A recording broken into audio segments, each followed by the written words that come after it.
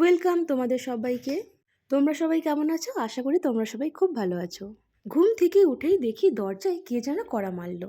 কেন কড়া মারলো চলো সেটা তোমাদের পরেই বলবো। দিনটা শুরু করলাম 4টে কাঠবাদাম আর 1 গ্লাস নর্মাল ওয়াটার দিয়ে।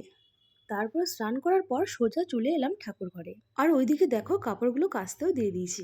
এই হলো আমার ঠাকুর ঘর। মা অন্নপূর্ণা, মা সরস্বতী, বাবা মহাদেব, মা লক্ষ্মী নারায়ণ, মা দক্ষিণাকালী সমস্ত ঠাকুরই আমি আমার ঠাকুর ঘরে রেখেছি। পুজো করার পর মনের মধ্যে একটা আলাদা শান্তি অনুভূত হয়। এখানকার ফুলের দোকানে এই গোলাপ, চন্দ্রমল্লিকা এই ফুলগুলোই বেশি বিক্রি হয়, তাই আমরাও পুজোর জন্য এই ফুলগুলো বাড়িতে কিনে নিয়ে আসি। আমার এখন পুজো করা কমপ্লিট। তোমরা সবাই একবার ভগবানের দর্শন করে নাও। পুজো করার পর সোজা চলে এলাম রান্নাঘরে।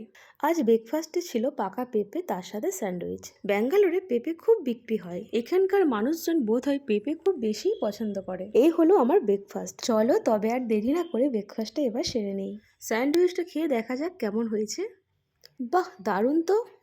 স্যান্ডউইচটা পুরো চিজে ভর্তি। স্যান্ডউইচটা কিন্তু আমি বানাইনি, এটা আমি বাইরে থেকে আনিয়েছি। আর এখানকার পেঁপে কিন্তু খুবই মিষ্টি, টেস্টও অসাধারণ। প্রথমেই তোমাদের তো বললাম দরজায় কে কড়া মারলো, তো চলো দেখে নাও দরজায় কে কড়া মারলো। কিছুদিন ধরেই আমার মুখের মধ্যে কিছু ব্রণ পিম্পল দেখা দিয়েছে। সেই জন্য ব্যাঙ্গালোরে একজন ভালো ডাক্তারকে দেখিয়েছি। উনি কিছু gel, face wash, cream suggest করেছেন। এটা হলো সেটাফিলের একটা ক্রিম। আমার স্কিনটা খুবই সেন্সিটিভ, সেই জন্য এই ক্রিমটা উনি দিয়েছেন। দেখো মুখের মধ্যে কত ব্রণ পিম্পল রয়েছে।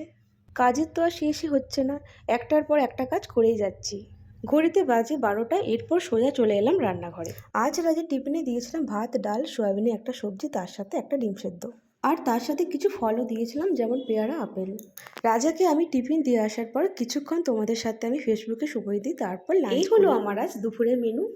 ভাত, ডাল, সয়াবিন, গাজর, পটল দিয়ে একটা সবজি আর একটা ডিম সেদ্ধ, আর ছিল আলু সেদ্ধ, শাক ভাজা, কাঁচা লঙ্কা, আর তার সাথে টক দই, আমও ছিল। চলো তবে আর দেরি না করে দুপুরের লাঞ্চটা এবার সেরে নিই। দুপুরের লাঞ্চ সেরে এরপরে আমি রেডি হয়ে গেলাম রাজার স্কুলে যাওয়ার জন্য। ঘড়িতে বাজে এখন 3:10 আর রাজা 3:30-র সময় স্কুল ছুটি হয়। চলো তবে আর বেশি দেরি না করে স্কুলের দিকে যাওয়া যাক। এই দেখো রাজার সাইকেলটা। বেশ অনেক দিনই হলো রাজা কিন্তু এখন আর সাইকেলটা চালাচ্ছে না। আমি এখন দরজা লক করে রাজার স্কুলের দিকে বেরিয়ে পড়লাম। আর দেখো এটা আমাদের ফ্ল্যাট, যার নম্বর 305।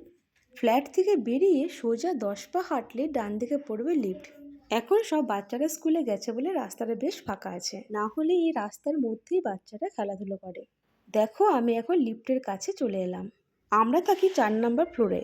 4 নম্বর থেকে একদম গ্রাউন্ড ফ্লোরে হচ্ছে রাজার স্কুল। এখানেই শেষ করলাম আমার এই ছোট্ট ব্লগটি। কেমন লাগলো তোমরা অবশ্যই কমেন্টস করে জানাবে। এতক্ষণ আমার সঙ্গে থাকার জন্য অনেক অনেক ধন্যবাদ। সবাই খুব ভালো থাকবে। টাটা।